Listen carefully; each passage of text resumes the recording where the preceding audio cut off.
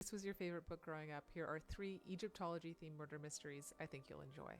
We'll go in order of publication date, which means we'll start with the obvious Death on the Nile by Agatha Christie. If you like the most detail-oriented, detective-style murder mysteries possible, and you haven't read Death on the Nile, now's your chance. You have Poirot on a Nile cruise, investigating a murder, interviewing the suspects one by one, uncovering clues and red herrings, untwisting the most twisted mystery plot possible. This book is so good that I watched the movie, then read the book, and still couldn't predict the ending. Wonderful plotting, wonderful pacing. The middle chunk is very much a traditional detective process, and I'm telling you that up front because the other books have a little bit more of an adventure style to them. So let's talk about that. Crocodile on the Sandbank by Elizabeth Peters is for you if you want a little bit of romance, a little bit of mummy-style romance in your Egyptology-themed books. This is the first book in the Amelia Peabody Mysteries by Elizabeth Peters. What's great about Elizabeth Peters is that her real name was Barbara Mertz.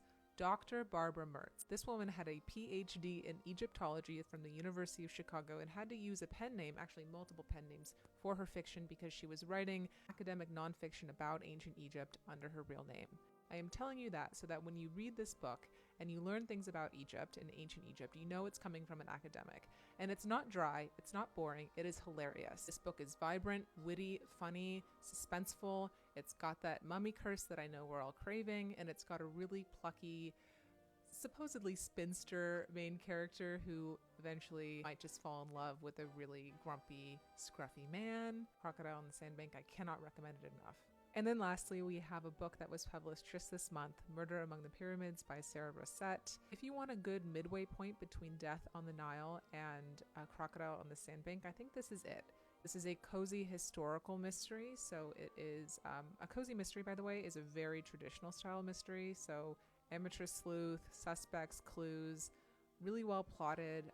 And the book that I read, I'm not sure if this is just for the special edition paperback, which is what I have, or if it's for all the books, but it had maps, like 2 or 3 maps. Love a good map. This was a very enjoyable cozy. I highly recommend it. I thought it was really well done and a great choice if you really liked Egyptology. Here are the 3 books that I'm talking about if you want a screenshot for your records, and happy reading.